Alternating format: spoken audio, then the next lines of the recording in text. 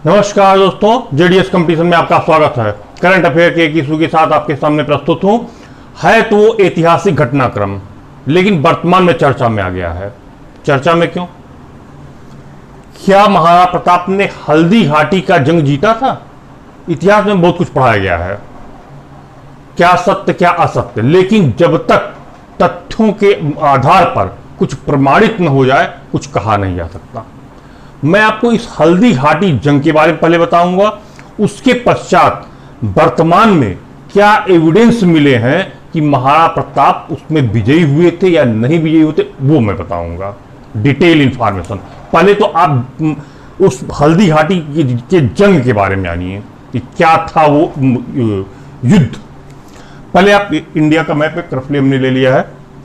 ये आप देखिए राजस्थान है। यहां पर राजस्थान में एक जिला राजसमंद, वो जिला यहां पड़ता है, देखिए, और गुजरात के बॉर्डर पे पड़ता है। और वहीं पर है एक स्थान है खमनौर, लिख देते हैं, ये देखिए लिखा हुआ है खमनौर। खमनौर एक स्थान है और वहीं पे हल्दी घाटी पड़ता है। पूरा का पूरा एरिया ये मेवाड़ नाम से फेमस था उस समय, अकबर के समय में। क्योंकि अकबर आगरा की गद्दी पर था, देखिए ध्यान दीजिएगा, दिल्ली की गद्दी पर नहीं, आगरा से अकबर शासन चलाता था। दिल्ली तो मुगलों की राजधानी शाहजहां के समय बनी, लेकिन आगरा से उसका पूरा प्रशासन चलता था अकबर का।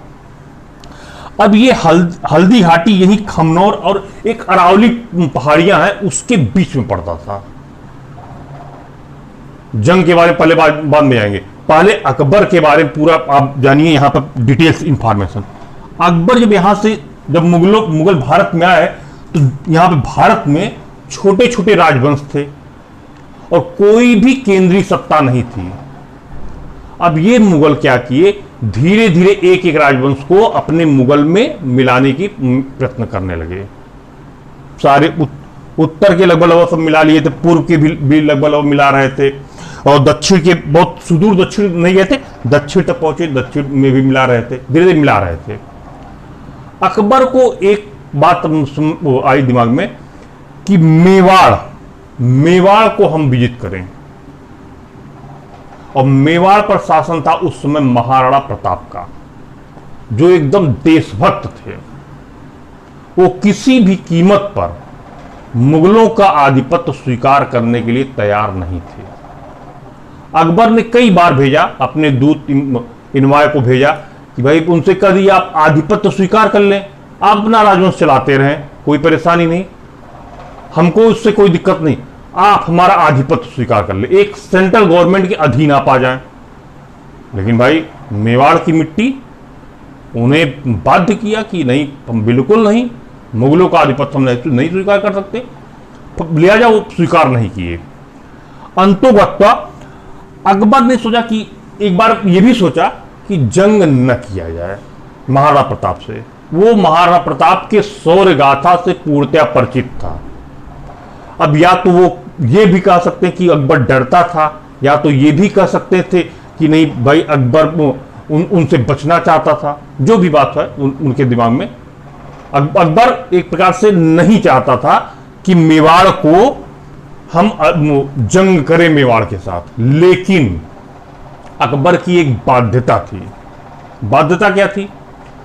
उसका जो व्यापार था पश्चिम से होता था। पश्चिम से मतलब में इस साइड से होता था, पश्चिम एशिया के साथ। और पश्चिम एशिया के गुजरात जो एरिया है, यहां पर ये तटीय था, और यहीं से बंदरगाह से पूरा का पूरा सामान यहां से आता था। यानी ये आगरा से और गुजरात के बीच में इस रूट पर मेवाड़ पड़ता था। जो रूट है, इस रूट में मेवाड़ पड़ता था। अब अकबर की बाध्यता हो गई कि नहीं, मेवाड़ को जीतना तो भाई बहुत ही जरूरी है। अगर हम जीतेंगे नहीं तो हमारा राज्य समृद्ध होगा नहीं। क्यों नहीं समृद्ध होगा? व्यापार हमारा पश्चिमी एशिया के साथ होता है, और वो सारा लोडिंग अनलोडिंग जो भी हो गुजरात के बंदरगाह से होता है, और उस गुजरात के बंदरगाह से सारा सामान फिर अब दिल्ली तक पहुंचता है। तो उस बीच रास्ते में अगर मेवाड़ पड़ता है तो वो मेवाड़ हमको डिस्टर्ब करेगा। तो ये उसकी बाध्यता भी हो गई कि नहीं, जंग तो अब अगर जो उन्होंने नहीं माना तो जंग तो अवश्यंभावी हो गया। अब यहां पर एक गौर करने की बात यह भी है, अकबर जब 1576 में जंग हुआ था, 1576 में, आप डेट जान लें, यह भी डेट एग्जाम में पूछा जा सकता है, 18 जून 1576 में अकबर जब वो जंग का आगाज किया तो अकबर स्वयं नहीं गया, मान सिंह को भेजा उस जंग के लिए। विशाल सेना पहुंची हल्दी घाटी 18 जून 1576। महाराणा प्रताप भी एकदम सुसज्जित थे और इन्होंने अपने जितने भी सिपाही थे, जितने भी सैनिक थे, सबको अरावली पर्वत के इर्द गिर्द स्कैटर्ड कर दिया, बिखेर दिया। गुरिल्ला टेक्निक, इसी को कहते गुरिल्ला टेक्निक। भाई मुगलों की सेना बहुत ही विशाल थी, महाराणा प्रताप की सेना छोटी थी, निसंदेह, कोई इसमें संशय नहीं है, छोटी थी। तो हमें अगर उससे युद्ध जीतना तो हमें गुरिल्ला वारफेयर लड़ना होगा। तो महाराणा प्रताप ने वही किया। और दूसरा, इन लोगों के पास, मेवाड़ के लोगों के पास अदम्य साहस था। यह सबसे बड़ा प्लस पॉइंट था। अगर आप में आत्मविश्वास हो तो आप कर गुजरते हैं। अब इस जंग हल्दी घाटी के मैदान में, जो दोनों तरफ अरावली पहाड़ियों से घिरती, बहुत ही भीषण युद्ध हुआ और भीषण नरसंहार हुआ। उसके पश्चात 3 दिनों के पश्चात वो युद्ध 21 जून 1576 को समाप्त हुआ। अब यहां तक की पूरी कहानी है हल्दी घाटी की। अब ये नहीं इतिहास में क्लियर, इतिहास में ये लिखा हुआ है कि अब महाराणा प्रताप उस जंग को ना तो उन्होंने आत्मसमर्पण किया, ना तो उन्हें दोबारा गद्दी मिली। इतिहास में लिखा है, किताबों में, ध्यान दीजिएगा। ना तो उन्हें जंग में जीत मिली और ना ही वो पुनः गद्दी पर बैठ पाए। यानी युद्ध का कुछ पता ही ठिकाना नहीं। अब आज की घटनाक्रम पर चलिए, वर्तमान इसी सप्ताह के घटनाक्रम है। लेटेस्ट में ये वहां के एक इतिहासकार हैं, उनका नाम चंद्रशेखर शर्मा। उनकी बात पे बाद में आते, पहले कर्णी सेना की बात पे आते हैं। कर्णी सेना वहां की सेना टाइप में है, क्षत्रिय सेना है। तो उन्होंने वहां पर एक जो एएसआई मतलब में ASI, archaeological survey of India, जब भी कोई ऐसी बात आती है लास्ट डिसीजन एएसआई का ही होता है। जब तक एएसआई प्रमाणित न कर दे तब तक कुछ भी कहा नहीं जा सकता। एएसआई ने वहां पर शिलापट्ट जो लगाया था हल्दी घाटी के उसमें, कि रक्त तलाई में एक बहुत भयंकर युद्ध हुआ 1576 में, और उसमें महाराणा प्रताप की सेना को पीछे हटना पड़ा, जो भी है, ऐसे शिलापट्ट लगाया था। और उस शिलापट्ट को उन्होंने उखाड़ दिया। कर्णी सेना ने कुछ रीराइट कर दिया कि नहीं नहीं, ये मेवाड़ को, प्रताप को पीछे नहीं हटना पड़ा, मुगलों को पीछे हटना पड़ा।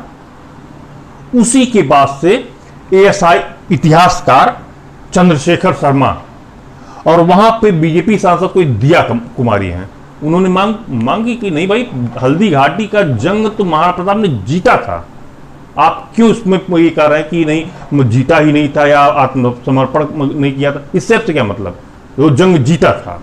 अब साबित कैसे किया उन्होंने, ये मैं आपको बताता हूं।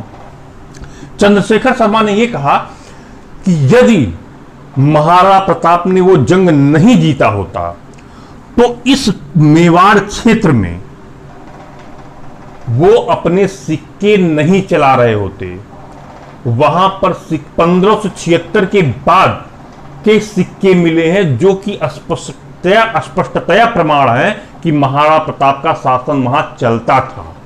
नंबर 1 बात, पहली बात। और यदि अकबर जीता होता तो मुगलों के सिक्के चलते भाई, मुगलों के सिक्के नहीं चले, महाराणा प्रताप के सिक्के चल रहे थे। तो इस सबूत नंबर 1, यानी महाराणा प्रताप ने जीता था। सबूत नंबर 2, इस मेवाड़ क्षेत्र में जो भूमि का पट्टा था वो पट्टा महाराणा प्रताप जारी करते थे, न कि मुगल जारी करते थे, न कि अकबर जारी करता था। तो भाई अगर जीता होता तो मुगल पट्टा जारी करते ना, इसका भी प्रमाण उनके पास है। नंबर 2 हो गया। सबूत नंबर 3, इस मेवाड़ के क्षेत्र में चौकीदार की जो नियुक्ति थी वो प्रताप के लोग ही करते थे, यानी मेवाड़ के लोग ही करते थे, न कि अकबर करता था। तो ये 3 सबूत ऐसे उन्होंने पेश किए जिसके आधार पर यह कहा जा सकता है कि महाराणा प्रताप ने हल्दी घाटी की जंग जीती थी, न कि हारे थे। दोस्तों, अगर इतिहास में कहीं से अब इसके बाद में एएसआई ने इन्होंने जब पूरा प्रमाण पेश किया, इसी दौरान बीजेपी सांसद दिया कुमारी ने भी एक बात कह दिया कि नहीं आप विड्रा कीजिए वहां से, जब जीता था जंग तो आप वहां से शिलापट हटाइए। तो एएसआई ने वहां से जो अपनी शिलापट लगाई थी उस शिलापट हटा लिया। एएसआई ने यह कहा, आर्कियोलॉजिकल सर्वे ऑफ इंडिया ने कहा कि भाई चंद्रशेखर शर्मा वहां के लोकल हिस्टोरिकन हैं, हम अपनी पूरी टीम से जब तक उसको वेरीफाइड न करवा लें तब तक हम इस पर कुछ कह नहीं सकते। ठीक है, आप भी अपनी टीम से वेरीफाई करवाइए, कोई दिक्कत नहीं, लेकिन जो इन्होंने सबूत पेश किए हैं आप इस सबूत को गौर कीजिए। अगर ये सबूत सत्य हैं, और सत्य है, अगर इनके पास है तो सत्य है ही, इन्होंने प्रमाण सहित पेश किया ना। ये पूरा का पूरा मामला हुआ इन महाराणा प्रताप के जंग जीतने का। अब यहां पर एक बात आती है कि इतिहास में जो भी कुछ है, लिखा गया है, समझा गया, देखा गया, उसका पूर्णतः प्रमाणन होना, जिस सही तथ्य हम लोगों के सामने आना चाहिए। हमने भी यही पढ़ा है, जो हमको पढ़ाया गया है, हमने भी तैयारी के दौरान यही पढ़ा है कि ये जंग अनिर्णित थी, महाराणा प्रताप जीते नहीं थे या आत्मसमर्पण नहीं किया था, ये सब बातें हमने भी पढ़ी है। लेकिन जो नया तथ्य सामने आया उस तथ्य से हम भी कॉन्सेप्ट, हाँ, महाराणा प्रताप के शौर्य गाथा से हम परिचित हैं, लेकिन जो नया तथ्य सामने आया उसको हम इनकार नहीं कर सकते। अगर ये सत्य है तो हम वो जाने ना जो सत्य है। सत्य इतिहास में जो लिखा जाए उस सत्य ही लिखा जाए, क्योंकि हमारी आने वाली नस्ल उसको पढ़ती हैं। ये आज आपका हो गया करंट, ये है तो हिस्टोरिकल, लेकिन जो कोई करंट टॉपिक से, करंट इवेंट से रिलेटेड था, मैंने सोचा कि इस पर एक बेहतरीन एनालिसिस आपको प्रस्तुत किया जाए। आज का दोस्तों महाराणा प्रताप के इशू के साथ यहीं पर समाप्त होता है, लेकिन अब जब भी जानिएगा इन तथ्यों को ध्यान में रखिएगा और महाराणा प्रताप की शौर्य गाथा को भी जानिएगा। वो कितने अच्छे देशभक्त थे, उनकी देशभक्ति में कोई भी संशय नहीं था। उनकी डेथ उसके बाद में 1597 में हुई थी और उनका जन्म हुआ था 1540 में। इस हल्दी घाटी युद्ध के बाद बहुत बाद में उनकी डेथ हुई थी। जो उनकी हत्या नहीं हुई थी, उनकी डेथ हुई थी। अगर ऐसा कोई बात होता तो उनकी हत्या होती, लेकिन ऐसा नहीं था 1597 में। आज का ये टॉपिक यहीं तक। सैटरडे को हम मिलते हैं किसी बेहतरीन मोटिवेशनल स्टोरी के साथ। नमस्कार, धन्यवाद।